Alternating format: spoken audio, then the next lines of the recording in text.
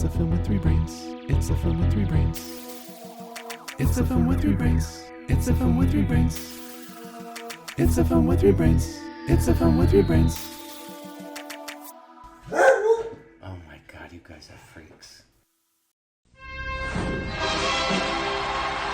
Sam and Eddie have come to a critical point in their musical career. We gonna get it on. We're gonna turn this brother out. Yeah. The end. Yeah, put your hands in the air and wave them like you just don't care. Let me hear you say, oh, oh, all right. But now, You cracked this guy's safe and you made $36,000. their new career choice isn't very sound. Wide open. It's open? And it certainly isn't safe. You want to know who I work for? Me, you big fat Bernie Gale. Really prefer people not use the fat part. Terrible things start to happen. Do you think you can take from big fat Bernie Gale? He's good! I'm gonna give the two of you 1 week to crack 3 safes, because if you don't, I'm gonna kill the both of you. Now, they've got to get cracking. 3 safes. 2 losers. Did you think this was a positive career move? 1 week. If you don't crack the safes, I'm gonna saw both your legs off, then I'm gonna beat you over the head with the stumps. No chance. Let's go. You guys are breaking into my dad's safe. There's no way that you could just give us the combination. Apricot or raspberry? This man is in the mafia, Sam. He's not going to let us off the hook because we send him a basket of sundry goods. He's in the Jewish mafia. I'm sure that's much more like a club. October Films presents a comedy I once sold a woman a pair of exploding slacks. about 2 guys who are so incompetent, it's a crime. Relax. He's not gonna kill you. Shut up! Safe men. There's somebody in your field, you act like a sissy. What? Welcome to the film with three brains. Sam in San Francisco. And I am Sean in Chicago. And this is Cohen in Maplewood, New Jersey. And we are reviewing the 1998 movie nobody remembers called Safe Men. I remember it. Yeah, you're the only one. I've mentioned this movie to other people. Nobody has any clue. Which is actually pretty impressive given how famous all of these people have become. True. There is one Oscar winner and 3 nominees in this movie. Yep. All before they were stars. Impressive. And Peter Dinklage. Yes. As a surprise. Yeah. Before he was a Game of Thrones superstar. Mm-hmm. Anyway, Safe Men is a mistaken identity movie where 2 of the 3 famous guys, Steve Zahn and Sam Rockwell, are like crappy, I don't know, they're not quite lounge singers, like, I don't know what they're trying to do, singing duo that are mistaken as safecrackers, like expert thieves by Paul Giamatti, who's a lackey for a gangster boss. And so they get roped into having to break into safes or else. Yes, sort of a mistaken identity thing at the beginning. Yeah. Yeah, they never go too far with it for a lot of mistaken identity movies keep coming back to it, but they just kind of like roll with it. Yeah. It's definitely just a launching pad, and then it's like, all right, well, we use that. Let's just go. Has anyone ever had a slow gin fizz, by the way? I don't know. It's sweet. I remember it being sweet. I probably have. I like gin drinks, so I would imagine. I think it's kind of a sugary red drink. I probably have, but I couldn't say for sure. I couldn't name a specific time. I like gimlets. Yeah, gimlets are good. Yeah. So, am I the only one who's seen this before? No, I've seen this before. Okay. That's why I picked it, you moron. Well, you guys have a habit of picking shit you haven't seen. Yeah, it's more my thing, but I remember this movie. I did not see this movie at the theater. I remember I was touring with Quiet Riot, and we were watching this on DVD. Yeah, it was great. It was Slaughter, Ted Nugent, Quiet Riot. It was Ted Nugent. It was a concert all over. Well, for our listeners who are not watching right now, there's a little something going. There's some cat scratch fever over here. There's a reason to watch the YouTube version. Now you have a reason to check us out on YouTube. Yeah, so you can see what in the hell we're talking about. Yeah. Anyway, I had never seen it. I thought maybe I had, but I don't remember a single bit of it. Were you familiar with it? No, I mean, maybe the poster or something, and like seeing Steve Zahn together with Sam Rockwell. I think that looked familiar, and it seems like something I would have been into. I just missed it. I don't know how. Yeah. I mean, it didn't make a huge splash. It didn't make a lot of money. No. And, and honestly, the writer director, he eclipsed this movie immediately when he was the writer on Meet the Parents, which came out 2 years, and he produced it, I think, which came out 2 years later, and that was a gigantic hit. Meet the Parents was huge, and it probably eclipsed this completely. Yeah. Which, I think that was one of the things that we're probably in the minority of, where, like, if a band comes out with a really good album and you discover they have 2 earlier albums, you go back and listen. Right. But when a person makes a really good movie, not a lot of people be like, well, this person made a couple movies beforehand. Like, I'll go check it out. Like, I think we're the small minority of that. Yeah. And our fans. I mean, I think it's also dependent on sort of when you're watching movies. Like today, there's so much content. There's so much shit everywhere. There's just an endless supply of movies and shows and shit you can consume and watch. And, like young people don't really have an incentive to go back and watch older shit, particularly lesser known older shit, because there's just so much new shit. For us, when we were young, there wasn't that much. There were still only 3 or 4 TV channels. Our town wasn't wired for cable until we were 14. You had to go to the video. You had to go to the video store, to watch a movie. That wasn't unless you went to the theater. And today it's just like Jesus.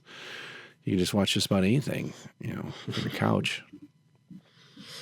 True. Yeah, I looking at his catalog. I mean, he was the writer for pretty much all of this stuff. Yeah. But he wasn't writer and director again until Along Came Polly, and then I Love You Man, which makes kind of more sense to me. Like he seems to like these buddy movies, guy characters, kind of doofy guy characters. Yeah. He also wrote Zoolander, which came out a year after Meet the Parents. So that's like a 1-2 punch of huge hits, sort of eclipsing whatever you might have done before that. Yeah. Along Came Polly, I think I saw. I don't remember liking it. I Love You Man was okay. I enjoyed that one. Yeah, it was fine. Not too often, but once in a while. He just seems to have like an affinity for Ben Stiller. Like Ben Stiller is like a spirit animal. Like kind of. I don't know. I mean, he just seems to like that, writing for that kind of character and those situations as well. I think that Safe Man is interesting because he never really sticks to one thing. He's like, it's a mobster movie. It's a little bit of a romance. It's a buddy movie. Yeah. It's all of these things. It covers a few different genres, but tonally it's pretty consistent. Yeah. Yeah. And I think that's part of the reason I like it so much. It was, I've seen this a few times. I've always considered it to be a good movie, a funny movie. I've always liked it. It's not quite as funny as I remember. I haven't seen it in a fair number of years, but it's still, I find it very charming, and I find Paul Giamatti absolutely hilarious. Yeah. He kills me every time he opens his mouth. It's just, I think he's so funny in this, and everyone else is great, but he is so far above everyone else. He's just such a great goofball, especially the character he's playing, like a gangster who desperately wants to be part of this family. He's clearly not, and he just doesn't seem to get it. Yes, he loves his characters that don't get it. Yeah, and then the sort of his antagonistic relationship with Steve Zahn and Sam Rockwell, then and sort of waffles back and forth between that and like his desire to be their like friend, and it really cracks me up. Yeah, he's great. The way his part's written great, he acts it great. It's fun, and you don't see that. You don't see that character in other movies too often. No. Yeah. One of the things I didn't remember about it was actually how little Mark Ruffalo is in it. Yeah. His role's pretty small. Yep. And he's still him. Yeah. It's still classic. Yeah. Yeah. I don't know. This movie to me is like like a cute version of taking like Bottle Rocket and and a little bit of Pulp Fiction in the sense of like kind of like the meaningless conversations and situations, but like for like 12-year-olds, like there's no epinephrine in the heart. Instead, it's just it's them sitting outside of a safe trying to figure out how they're going to crack it while like slapstick cartoony guys on the other side of the wall are stealing out everything before it, kind of like the Scooby-Doo having the longer straw and drinking everyone else's drink before they do. That's why you like it, Scooby-Doo. It is. It's just it's like in it, like goofiness, but it also just sweet little themes. It doesn't try to do too much. I was shocked because I never read anything about this movie before, but then when I was like, this movie, nobody saw this movie. I was like, $45,000 at the box office. Like, that means nobody went. Yeah. And at the time, it's like, of course, not a single person on the poster was famous. Right. Like there was no chance that lineup was going to draw people in back in 1998. And here it's like, okay, if you have to advertise it now, I'm like, okay, who are they going to give top billing? When they put this on there, and they give it to the guy who won the Oscar, and he was the main character. But I was like, I think there was different points in the career where if you were advertising this movie, you would have put Mark Ruffalo's name first, sure, or Paul Giamatti, depending on when you were trying to get people to watch this. Yeah. And you'd certainly put Peter Dinklage on the poster, I bet. Yes. At least. You definitely would. His role is so small. He has like 3 lines, but... Doesn't matter. Him holding an axe. Was it an axe or a maul or something? It was like some... Oh, I thought it was a sledgehammer. Oh, sledgehammer or maul? That's what it was. Yeah. Same thing. Yeah. LaFleur. Like, oh no, LaFleur. I had forgotten that Harvey Fierstein was in it too. Mm-hmm. Yeah, his story about the flammable pants is pretty great.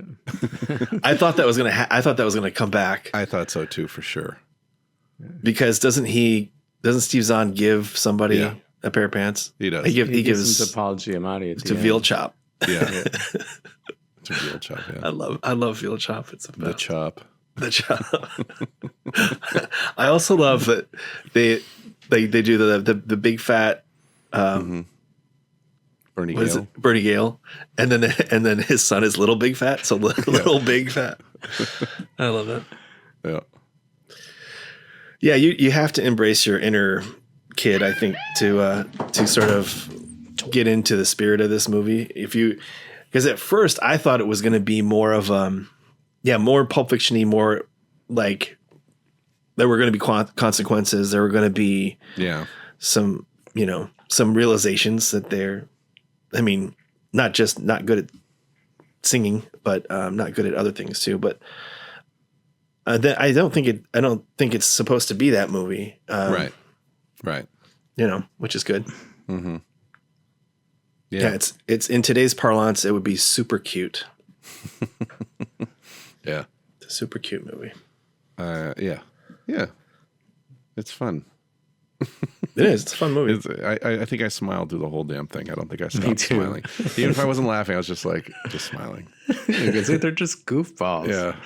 The whole way. And I really like the female lead. I forgot her name. Christina Kirk. Yeah, I like her sort of straight man approach to her role, where nothing really phases her. So like when she catches them breaking into her dad's safe in her house, she's just like, I'm making a juice. Can I get you guys something? I don't know. I thought that was pretty funny. And throughout, she kind of maintains that throughout, the sort of level-headed approach, like even dealing with Mark Ruffalo. And I also like that he never, I like the way Mark Ruffalo plays his character, because he's just like a sad sack. Yeah. He doesn't get mad like you would think maybe in a movie like this he might get mad and like try and, insult Sam Rockwell or attack him even or something, and he's just sad. And he's just like, please treat her well, or whatever. Which I think is funny. Yeah, one of those consequences I thought was going to be the real safe men showing up and them being real criminals, but they were just kind of the same. Right. Another version of the same guys. Right. I love it when they high five. Yeah, they keep high five. Oh. They go, oh. They just keep doing it. I feel like they had to have been inspired by Raising Arizona. Do you remember the scene where Nicolas Cage is fighting with John Goodman? And John Goodman gets him around the waist and his head's down, and Nicolas Cage goes to hit him and he scrapes his knuckles on the popcorn ceiling. He goes, it just kills me. It's like my favorite moment in that whole movie. Yeah, how have we not done that yet? I don't know. Yeah, we've got a lot more Coen Brothers to do. Sure do. I wonder what the Coen Brothers version of Safe Men would have been if they like someone handed them this script and said, please make this movie, and they agreed to it. Like, I wonder what that would have been like. I mean, you mentioned Bottle Rocket. That was like the first thing that came to mind was Bottle Rocket. Yeah. And then a little bit Pulp Fiction and a little bit Big Lebowski, because there's it's sort of a silly caper and they don't, people don't know what's going on. They're just going along with it. Right. Lighthearted. Yeah. Most of it. I mean, Safe Men plays like a almost like a kids movie, like a rated G kids crime caper movie. To a certain extent. There's no violence, right? I don't know. Just the threat of it is it. The threat of it with the gun, sort of.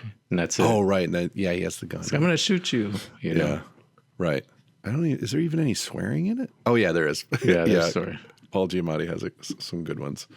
He's got a great "fuck off, Eddie." That was awesome. Yeah. All right. So not a kids movie. Not a kids movie. No. So the first thing that John Hamburg did was The Tick. It says Tick, not The Tick. So that can't be. I think it's something different. It's totally different. It's a short film. Okay. And is there anything else worth noting in his filmography? I mean, Why Him I saw with James Franco and Bryan Cranston. It's pretty formulaic. It's a little funny, but I feel like that one. It kind of peters out. Is that formula has been done too many times. I saw Me Time, that movie with Mark Wahlberg and Kevin Hart. No good? Nah, not really. It had like a couple of moments, but not enough to sustain a whole movie, Not enough to recommend it or say it was anything but bland. Yeah. The poster is them stealing a tortoise or something. Yeah. So still the same genre, really. Yeah, it's all silly capers. It's zany shit, but it's even more unbelievable, even more unbelievable than Safe Men for sure. Yeah, maybe that's why it was kind of ignored. Like it was Safe Men was too safe. It was like it liked its characters too much to have him deal with any huge consequences. Yeah. I mean, there's some meat in there, but it's minimized. Like Also, his isn't- dad is safe. Isn't this the same year There's Something About Mary came out? It is. Like Yeah. I mean, Something About Mary was just like a juggernaut. Yeah. You know, there was nothing else. Once that movie came out, that's it. I don't think any other comedy had a chance. It did kill everything, yeah. But you got to imagine it's got the distribution. Like, it probably wasn't marketed very well. Yeah. Because Safe Man is an odd movie. They probably didn't know how to deal with it. They probably didn't have a lot of money to sink into marketing anyway. Who's the budget? I mean, the budget was only $1 $1 million. bucks. Yeah, I mean, that's low. Oh, yeah. $1 million nothing. total, yeah. So all of these actors made considerably less than they would have in any other point in their career. Yeah. Well, they're all is this like I didn't go through to see what anyone had done before this, if anything. Like Sam Rockwell, is he getting credits before this? Yeah, he's got he's Matchstick Man. Wait, no, that's Was before after. this? No, that's after. I mean, he's got a bunch of stuff, but it's like, Yeah, Galaxy Quest was a year later. yeah, it's all. I mean, he's in a ton of stuff before this, but I feel like it's all very small potatoes, supporting roles in movies no one saw, kind of thing. I mean, he plays a thug in Basquiat. You know, other than that, this is like probably his first starring role, I'd say. I mean, he is the lead, right? He narrates it. Yeah. No Do you think the narration was good or necessary, or No. I thought it was totally unnecessary. Yeah, Like- it came back in and I was like, oh yeah, he was narrating. All Right, of a sudden, yeah. Like, I think it's fine in the opening. Let him set the movie up and then maybe bring him back at the end, but I don't think having him in the middle gained anything at all. No. I guess Steve Zahn was in, like, That Thing You Do. Small role in Crimson Tide. Oh, Reality Bites. So Steve Zahn was probably certainly he wasn't a star, but he was certainly more well-known than Sam Rockwell. And Mark Ruffalo, him and Paul Giamatti, I don't know if they... This is the first thing I ever recall seeing Mark Ruffalo in.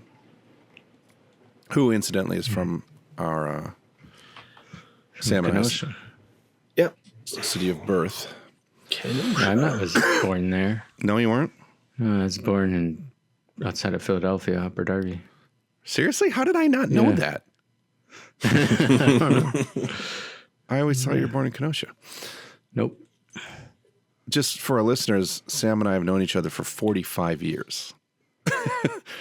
And we're only 46 years old. And I never knew that.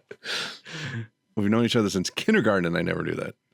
Sean, what year did you move to Bristol? 84, I think. 84. So we've known Sean since we were 10. Wow. I can't believe I didn't know that. Yeah, and Ben Gilmore thought I was a Russian spy because I said I was born in Alaska, and he somehow heard Russia or something like that. Likely story. I mean, I could still be a Russian spy, but not because of that. Yeah, for sure. Okay. Yeah, comrade. Thus be done. Yeah. So Mark Ruffalo he'd done a few things here and there. Paul Giamatti, anything? Yeah, I mean, Pig Vomit is the first thing I can think of. Why does he always get the good names? He's in a bunch of stuff. Yeah, Pig Vomit, and he's also in Deconstructing Harry and My Best Friend's Wedding and Donnie Brasco. I mean, it's all small roles, but it's like... Oh, yeah, Donnie Brasco. He's in which we've done. Sabrina, Mighty Aphrodite. All small roles, but it's, he's He's character in Donnie actor. Brasco. We saw him. Yeah. Yeah. Yeah. Oh, and he's in The Truman Show. Oh, he's in Saving Private Ryan. Those two also came out in 98, same year as Safe Men. And Negotiator, right? I remember that too. And 98 was a big year for him. Yeah. He's doing all Holy sorts of shit, he's crap. in 1, 2, 3, 4, 5, 6, 7, 7 movies and 1 episode of Homicide: Life on the Street all came out in 1998 with Paul Giamatti in them. Dang. Yeah, I think switching. What am I trying to say? Michael Lerner is like a gangster in other movies, but he's pretty funny. He's got a good a good sense of timing and stuff because he has some good moments. But I mean, I immediately think of Harlem Nights, and he's a gangster in that, and he plays that more straight, more kind of. Mm-hmm. You know, he also hard. He plays that silly ass parody of Roger Ebert in the Godzilla movie with. You remember that? He's like the mayor of wherever city that takes place in. Is it San Francisco? Or is like it Godzilla 2000 or something? Oh, it's New York, isn't it? Yeah, the one with Matthew. The Matthew Broderick. Yeah, that crappy one. Yeah, it's terrible. Yeah, that's not so good. For some reason, I think of him in that when I think of him, which is unfortunate because he's in tons. He's in Barton Fink. He's in Barton Fink. Yeah, but yeah, 8 Men Out. He's a role in Elf. I don't remember him in Elf. That. Me neither.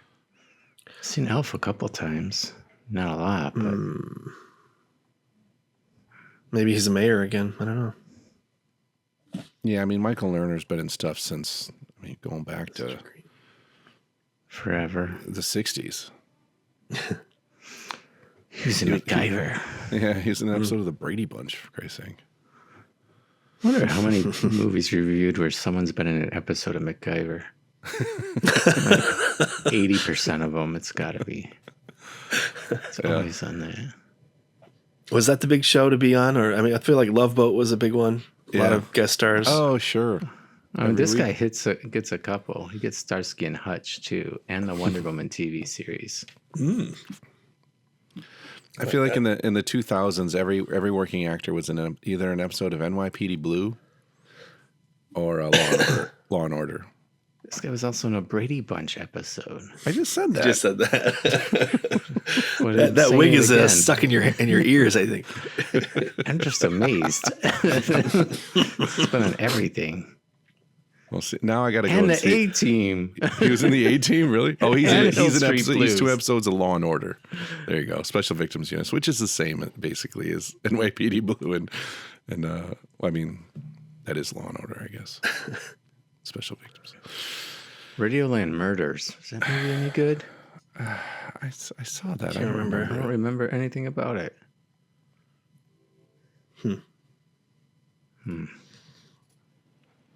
Anyway. Right. Okay, so do we have any? We all seem to like this movie. Yeah, it's hard to it's okay. If you want a serious movie, you're going to be disappointed. Like Probably. Right. But it's certainly not perfect. Yeah. But I have some gripes, but I really enjoyed it. Yeah, to me, this is like what indie comedy is supposed to be. Yeah. They don't do anything fancy. They just, even like the safes that they break, nothing is like, there's no like Mission Impossible style breaking into anything. Like, They don't even show it. They're just sitting outside of a safe that looks like it's just sitting in a room half the time. Yeah. They definitely don't scale up the sneakiness of being a safe cracker.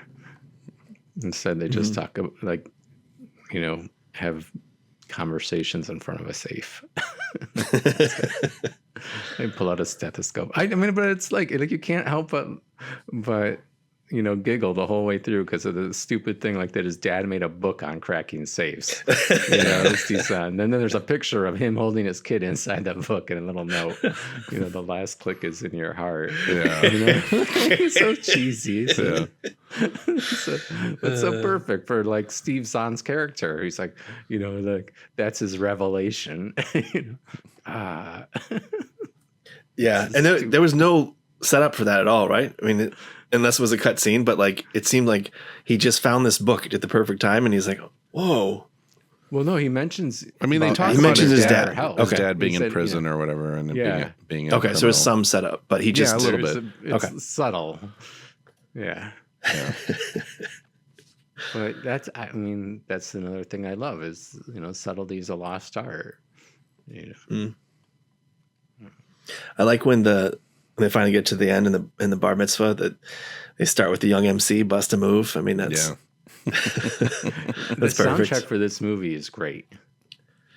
It's got some good stuff, especially the end has a lot of fun music. Yeah, even at the beginning, like Funkadelic was right off the bat. That's a great song. Okay. The Tell Me Something Good, the Rufus Shaka Khan song. There's a lot of good songs in this. There's B.B. King and Al Green.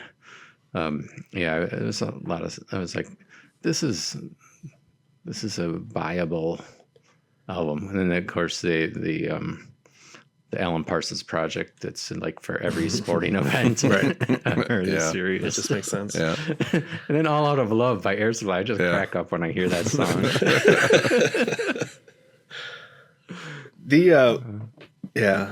I don't know. I mean, there's some of it is not random, but like just without explanation. Like the kid is really into hockey, and they involve the Stanley Cup. I know what I was going to say. That they're in Providence. They're like, okay, so I'm caught in between the two Jewish gangsters of Providence, and I was like, wait a minute, I thought that was the Farrelly brothers' territory. They're always setting movies in Providence. Yeah, pretty sure they're from Providence. I mean, I always picture it as kind of a small city, but maybe it's not. I don't know. I don't either. I mean, I know the shooting locations were Staten Island and Bayonne, New Jersey. So I don't know why they felt the need to set it in Providence. I don't know. But it had nothing to do with the Farrelly brothers that I can tell. Unless the director or writer-director has some sort of connection to them, but I couldn't. I'm not seeing anything. I didn't see anything. I don't know. Yeah, so Dumb and Dumber, Kingpin, Something About Mary, Me, Myself, and Irene, they all have road trips that start in Rhode Island, if not Providence in particular. It's a town of 1.6 million spread out over 20 square miles. Okay. That paints a picture. Yes. 1.6 million. That's enough people to have a gangster. Sure. And a fence. Yeah, I like that scene too. Out in the open, and make them roll out under the. Well, Sam Rockwell's like, "What's a fence?" And she's like, "You're stealing stuff, and you don't know what a fence is." And then Steve Zahn's like, "Well, a fence is when." Because that's a dictionary definition.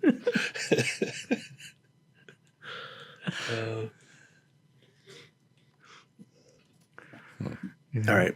Did we miss anything important? So when I saw the first season of White Lotus, and it starts off with Steve Zahn examining his sack. Yeah. The whole time I cannot separate him from this movie and anything else I've ever seen him in.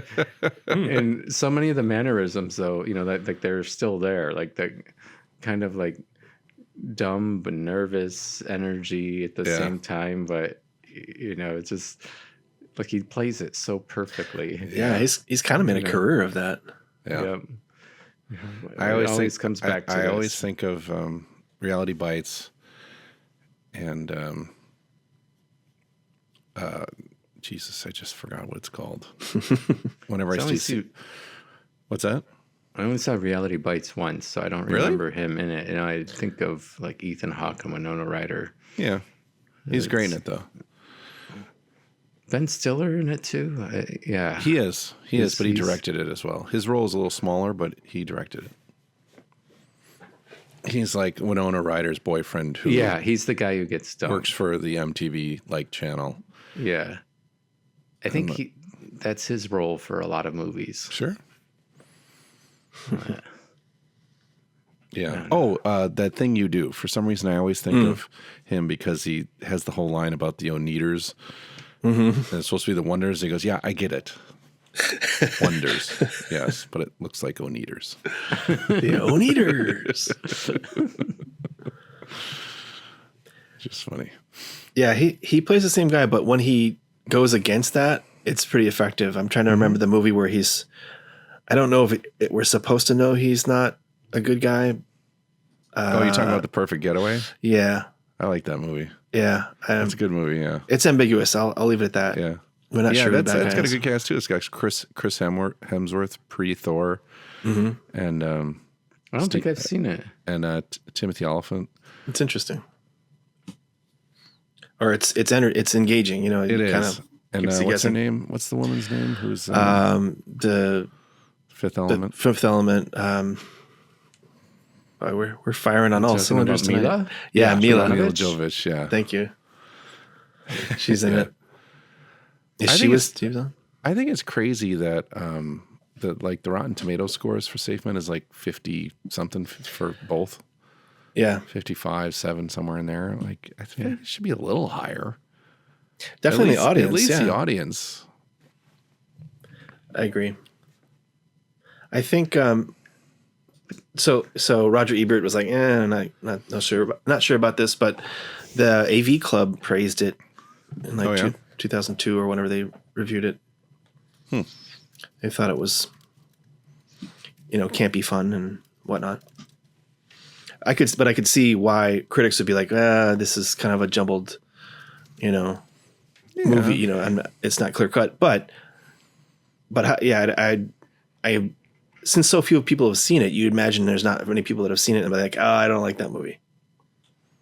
Either you know the movie and you like it, or you don't know the movie. Yeah, I think there's nothing like. You just have to. There's nothing you're going to really sink your teeth into. You just have to be happy seeing some goofballs do things for a week. Right. It's not going to change. They're not going to change. You're not going to change. Nothing's too dramatic's going to happen. Their lives will inch forward a little bit, change a little bit, and that's it. And it's pretty basic plotting. Nothing all that clever. There's no twists and turns. There's no reveals really. It's just there to let these actors, these very talented actors, kind of do their thing, and they do it well. I had no idea Michael Showalter was in this either. His role is quite small, but remind me who that is. Michael Showalter. He's the guy from The State who he wrote Wet Hot American Summer, and he's in it. And I don't know, did you ever watch The State? A little bit, yeah. So he's one of those guys. He's done a lot of stuff, though. Okay. I'm seeing his face. He's been busy over the years. I guess him and the director used to be roommates or something. Oh, that was a weird double up. Raymond Serra was a truck driver in Marathon Man. He was the barber in this movie. They go in front of the fence. Yeah, the fence's shop. The fake bar. Yeah. So that's a fake barber shop, right? I mean, yeah. He's like, you guys can quit pretending.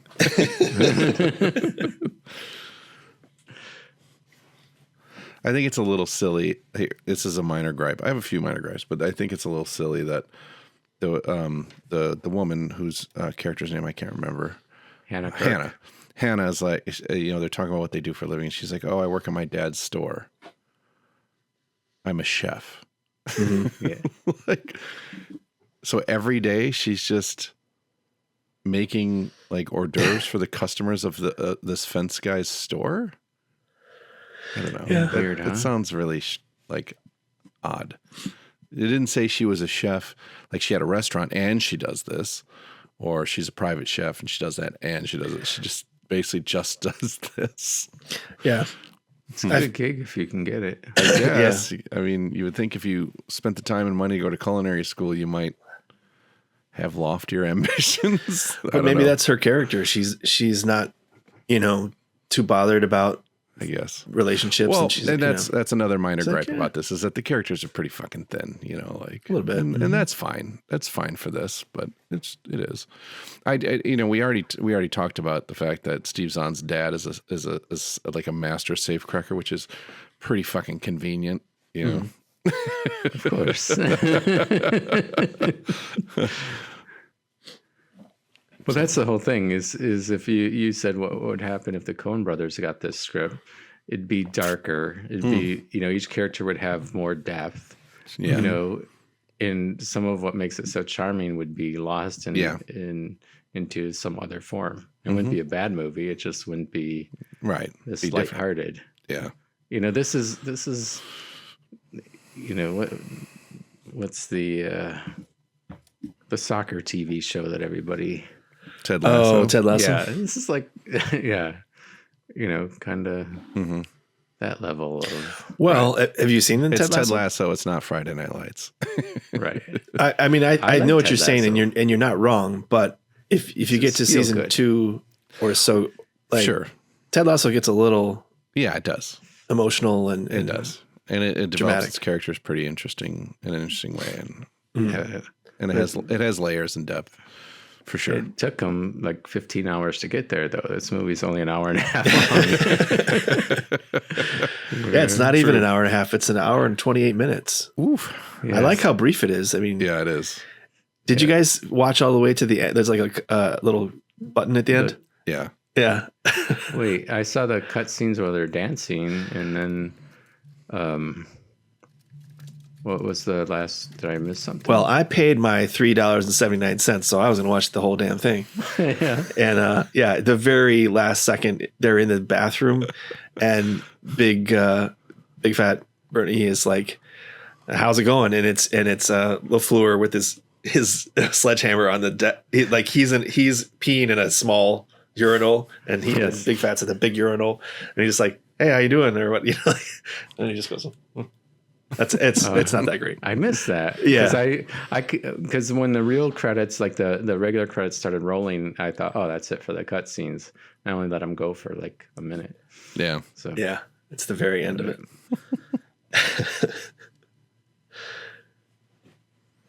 All right, what are we doing next? Well, that's a good question. Our next episode will be our 200th episode. 200 episodes. Yeah. Crap. That's longer than most people stay married. What? 200 what? Years. Years. Oh, that's true. That's true. 200 Even weeks. months. Yeah. So, what are we doing for our 200th episode? Well, I imagine a review, but there might be some surprises, some bonus surprises. Bonus material. Yeah, maybe you'll have to check it out. Yeah, you just have to tune in and see. Hey, I got a follow-up from last time. Yeah. Remember I was gave myself some homework? What was it? I forgot. Sean, remember? You took a notes. Wait. I just threw my note away. You actually took a note somewhere. I did too, actually. That's right. I did. I forgot. just threw it away. I don't know where I wrote it down, though. I have too many little notebooks around. I can't keep track of anything. My intern's Oh, you're fired. one of those crazy Ketchup? people who's got like little Post-its everywhere? No, I don't use Post-its. I have notebooks, but there's like 3 of them. I don't know. I've got some random stuff written down. Eyes, Petrov. Soundtrack. Yeah, soundtrack, exactly. Soundtrack. We talked about Wang Chung. Wang Chung. And how That's it. How the album Points on the Curve inspired Friedkin to get Wang Chung to do the soundtrack. Right. So I went and listened to that whole album twice. Twice. Nice. Yeah, straight impressive. through. And it starts out with Dance Hall Days. Great song. The rest of it is just kind of fine. But in nowhere in that album is there a moment where you're like, this is action movie material. Like, it's really hard for me. Like, I was like, well, what else was out around that time or really popular? You know what came up easily? Sticks. Like, Sticks were rocking and rolling for a few years. Easily could have done an action movie soundtrack. Yeah. Compared to this. Yeah, like a song like Renegade or something. That would be. Yeah. Yeah. I mean, anything, but it's just, I don't know. It's like, wow, this one album really hit him, but I just can't hear it. I just couldn't do it. And it's not a bad album. It's like, I was like, if you listen to it, none of the songs are nearly as good as Dance Hall Days, but it actually has kind of a nice flow to it and all that, but it's just it's a, you know, they're a lighter synth pop. Like, it just doesn't translate to me to action movie, and I don't know. I don't see it. Yeah, and I mean that was mid '80s, right? I mean, we've talked in the past about how soundtracks started using more synths and getting away from the orchestras, and kind of mixed results. Yeah, and then as a culture, we were like synth pop and new wave and all that stuff was happening all at the same time, and I feel like we were kind of finding our way movie wise with the music. Yeah, I think that one of the things too is that this is a movie that's criticized for being too gritty and it's kind of dark. And, you know, so at this time we're expecting, you know, distortion or some sort of darker atmospheric tone for that sort of movie. And to me, synth pop has always been this like really clean cut, you know, like Duran sort of guys. Like, it's just, it doesn't cross over into the underbelly of LA, you know. That's, you know, like you could have synth pop at all the artsy things that William Dafoe goes to, no problem, you know. But as soon as as soon as it's Welcome to the Jungle time, it's not synth pop time. Yeah, you know. I think the synth pop stuff works if it's strictly instrumental. Like, you can. It's been done and it can work, like, and more modern stuff like Drive has that sort of synth pop soundtrack, but it's instrumental. Wang Chung and all over it, like, it just doesn't work. You know, just singing and shit. Their 80s crud. Well, thank you for that report and that homework. Yeah, nice work, going above and beyond. Know, gold star for this week. Yeah. Well, I mean, the reason we're successful is because I put work into this, you guys. I was going to say. I didn't realize we were successful. That's good to hear. I didn't realize I put work into it. I mean, we're bordering on 200 episodes and we still have 3 fans. Yeah, at this rate, in another 200 episodes, we'll have 6. Yeah. Yeah. And that's work. That's progress. To keep the numbers that low. That's right. Like, by sheer luck, we would have some. It takes just as much skill to get every question right on a test as every question wrong.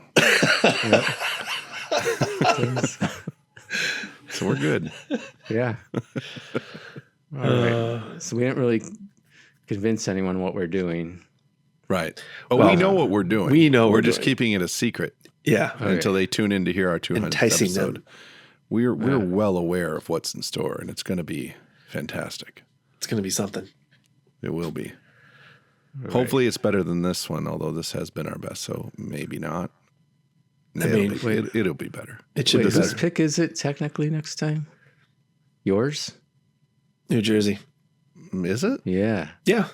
Wait, what was mine? Oh, you're right. It's Sam and totally forgot. Well, good, because I don't have one your lined fault. up. All right. Oh, right. So we're not. Wait, we're not even gonna. Ahead. We're not even gonna figure out what we're watching, or. Well, I think we're gonna lay it on our audience as a. We're gonna spring it. We're gonna unveil it. All right. No hints. No foreshadowing. Right. No titles ahead of time. Yeah. If you want to be prepared for the next episode, just watch everything. Just watch the previous 199. And feel free to email us at thefilmwith3brains@gmail.com and just throw out guess after guess. Yeah. And we'll let you know if you're right. Yeah, or suggestions. Yeah, throw out suggestions. You know, we might change ships midstream. Who knows? Yeah. I kind of want to watch that Flow movie because it won the Oscar and I haven't even seen it yet. Oh, we watched that. Yeah. Did you like it? Yeah, we liked it. Amy and I saw it and we really enjoyed it. I think it was I'll just say that it's really refreshing to have a movie about animals where the animals don't say a damn word. Very nice change of pace, because we saw that, Wild Robot. Sam, I know you've seen that. Mm-hmm. It's kind of confusing. Like, okay, the robot is speaking English. Now all the animals are speaking English. They did that for us because the robot could understand them. Oh, so that was subliminal. Like we were just assuming that That transition happens. Yeah, the AI figures out the languages of all the robots, and then instead of putting it all in subtitles, they transition. Oh. It's in there. You It's just like, have to it's be. like it's like the 13th Warrior. I don't Which think I no saw one's that. seen but Yeah. me. I don't. Yeah, I don't even. I have no idea what you're talking. Or it's like the Hunt for Red October when he yeah, switches exactly. from Russian to English. Yes. Yeah. Okay. That's what the 13th Warrior did the same thing because it's the same director. Well, anyway, flow is different than most animated movies, and yeah, I think it's worth seeing. All right. All right. Well, on that note, Yeah, I'm gonna leave you alone. And what Rock you all out? choose to call hell, I call home. okay. All right. I thought you were going to bust out like a Bon Jovi lyric or something because of the wig.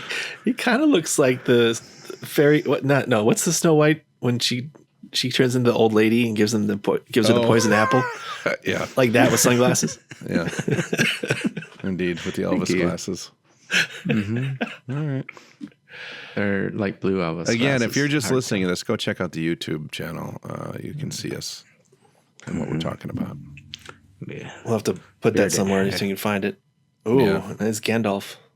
Mm-hmm. Gandalf the Goon.